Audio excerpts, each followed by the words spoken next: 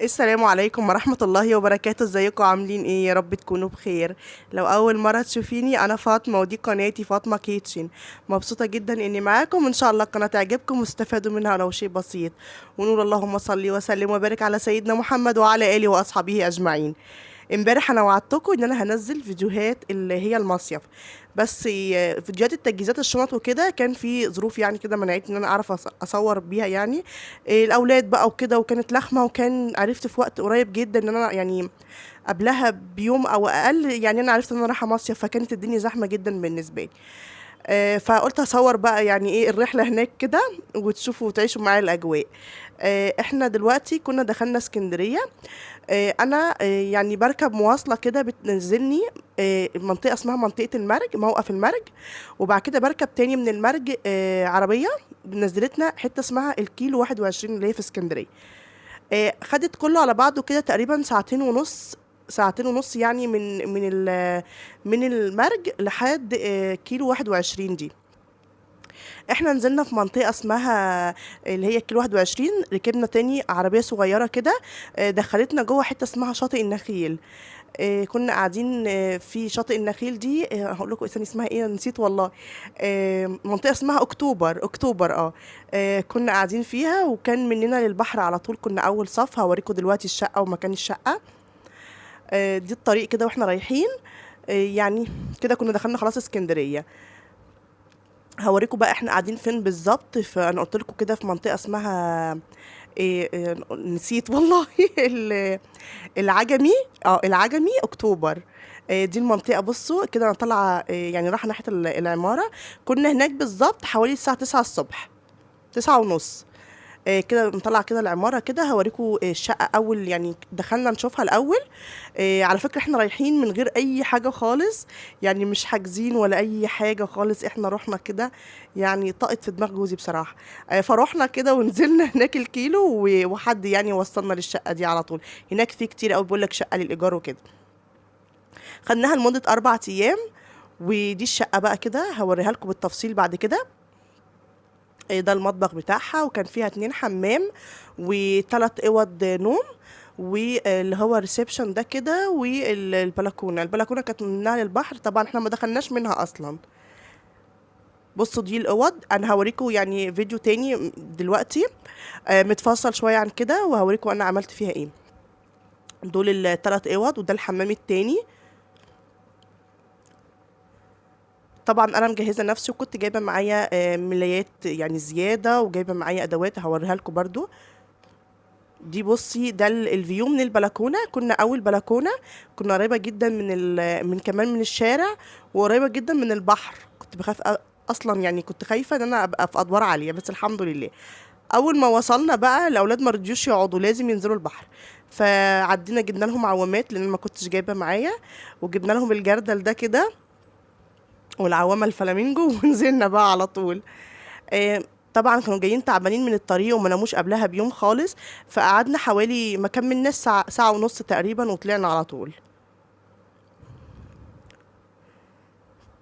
احنا بقى كده يعني المحل بتاع العوامات ده كان تحت بلكونة الشقة بالظبط. كده احنا بقى دخلنا كده الشاطئ اسمه شاطئ النخيل. دخلناه كده. في هنا منطقة يعني قبل ما بين الشقة وما بين البحر نفسه، في منطقة كافيتريات وكده، ودي بتشتغل بقى كلها بالليل. هنا كانت تمارا قاعدة تلعب في المية، في الرملة كده، واحنا بقى ايه يعني قضينا كده ساعة ونص كده وطلعنا. دي بقى الشقة بعد ما انا يعني حطيت فيها بقى الحاجة. انا غسلت التويلت ده كويس جدا جدا جدا. كنت جايبة معايا يعني ادوات النظافة بتاعتي خالص كلها، يعني جايبة الكلوركس، وجايبة الاريال، وجايبة الصابون اللي هو البرسيل جل، والسفنجات وكده. استعملتها، والديتول وكله. دي طبعا الاوض انا ما دخلناهاش خالص يعني. بصوا حتى انا جبت جوزي معايا يدخل معايا يفتح لي البيبان، انا ما دخلتهاش خالص يعني. ما نمناش على السرير دي اصلا خالص. احنا نمنا في الصاله. بس هقول لكم يعني ليه نمنا في الصاله كمان. يعني اولا احنا ما دخلناش، والحمام ده ما دخلناهوش خالص. كنا بنستعمل اللي بره اللي هو جنب باب الشقه على طول. ده بقى ايه المطبخ. بصوا المطبخ كان فيه منه كده للبلكونة، كان فيه اللي هو المطبخ المفتوح ده الأمريكاني، وكان فيه التلاجة. يعني ما كانتش شغالة خالص من تحت، كانت شغالة من فوق بس. دي الحاجات اللي حطيتها فيها. كانت شغالة من فوق بس بتتلج، يعني بنطلع منها الحاجة تفك شوية وبنحطها تاني، لأن هي تحت ما كانتش شغالة. والرخامة دي أنا غسلتها كويس قوي بالسفنجة وبالكلور والديتول وكده غسلتها. ودي القهوة طبعا والسكر لجوزي لازم، والنسكافيه. وده السفنج اللي كنت جايباه معايا.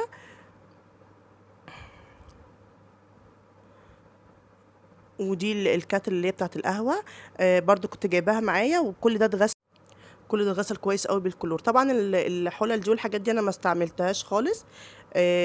يعني وده ديتول معرفش انا ما استعملتوش كتعقيم، انا استعملت الكلوروكس.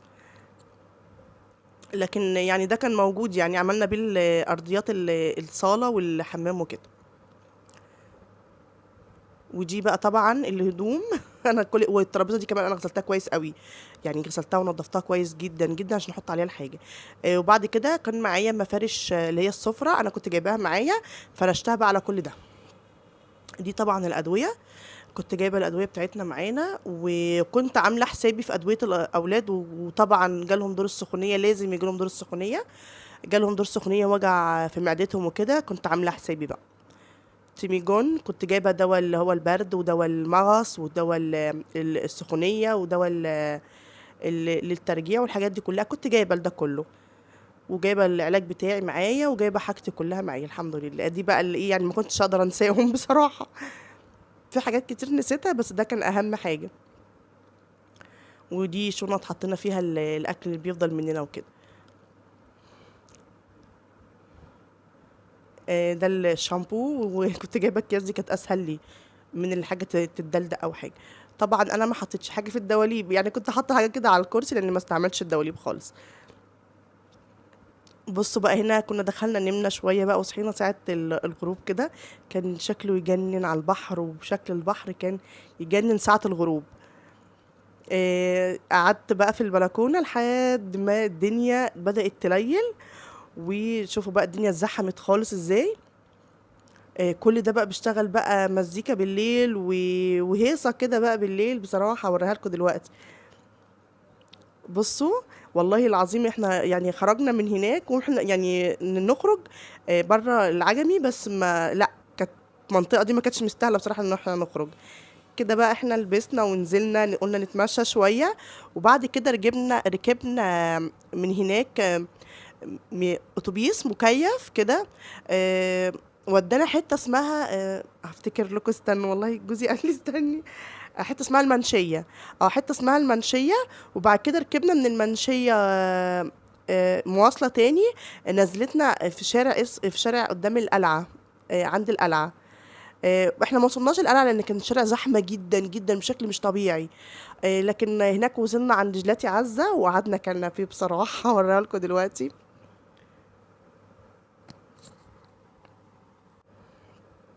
طبعا الدنيا كانت زحمة جدا. انا ما اعرفش، في انا قلت هروح في اخر الصيف مش هلاقي حد، بس الدنيا كانت زحمة قوي. ربنا يفرح كل الناس يا رب.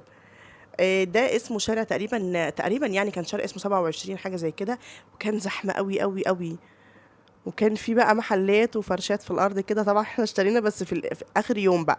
انا هصور لكم كده، ويعني هبقى ارفع الفيديوهات اليوم بيومه يعني كده، وكل يوم ان شاء الله يبقى مختلف عن التاني. هنشوف بقى الفيديوهات مع بعض. الكاشات دي انا جبت منها لتمارا بنتي، بس كانت حلوه قوي. دلوقتي بقى احنا ركبنا الباص اللي هو المكيف زي ما قلت لكم. من الحته اللي هي من منطقه اسمها الكيلو 21، اللي احنا ركبنا من اللي احنا نزلنا عندها. وركبنا الباص ده، قعد معانا تقريبا ساعة الا ربع. ونزلنا حتة اسمها المنشية، عدينا بقى واحنا ماشيين على حتة اسمها زنقة الستات، وعدينا على بيت رايا وسكينة. ومش فاكرة بصراحة عدينا على منطقة ايه، لان انا عاملة التسجيل ده يعني مصورة ومسجلة بعد ما روحت، يعني بعد ما نزلت البيت، يعني روحت البيت القاهرة يعني. فمش فاكرة بصراحة. اه، يعني كان في نوعين من الاتوبيس ده، هو مكيف برضه، بس كان في نوع اسمه الدولي، ونوع اسمه البلد تقريبا. فاللي فهمته من الدولي والبلد ده ان البلد ده بيمشي بيه من وسط الشوارع كده ووسط الحارات كده، يعني بنشوف منطقة اسكندرية بحالها يعني. والدولي ده بيمشي من بره، يعني بياخد البلد من بره اللي هي من على البحر تقريبا، فانا ما بشوفش حاجة. فكانت يعني كانت حلو يعني احنا خدنا اللي هو البلد ده. رحنا منطقة بقى اسمها القلعة، وكانت زحمة جدا جدا جدا، فما رحناش يعني ما دخلناش قوي. لكن رحنا عند جلاتي عزة وقعدنا بقى اكلنا فيه، كان تحفة خطير، كان طعمه حلو قوي. وبعد كده بقى روحنا، وانا بصور لكم الفيديو ده كان حوالي الساعة 2 بالليل. شوفوا الزحمة، الناس قد ايه، الناس دي فضلت قاعدة يعني. احنا نمنا وصحيت الساعة 5:30 الصبح، الناس لسه في الشارع زي ما هي. طبعا بتبقى اجازة والناس كلها فرحانة وكده. وكل بقى الكافيهات دي بتشتغل بقى يعني بيجيبوا نمر بقى فيها وكده وعروض وحفلات وكده ويعني طبعا كانت الهيصة جامدة قوي. احنا قفلنا بقى ودخلنا نمنا، وان شاء الله كده بقى يعني هنبدأ يوم جديد. هصور لكم ان شاء الله، وهرفع الفيديوهات كلها يوم بيوم، وهوريكم بقى كل يوم ان شاء الله يبقى فيه ايه يعني روتين مختلف عن اليوم اللي قبله. وبكده يكون خلص الفيديو اول يوم. ولو عجبك الفيديو ما تنسيش تشتركي في القناة وتفعلي جرس التنبيه عشان يوصلك كل جديد. باي باي.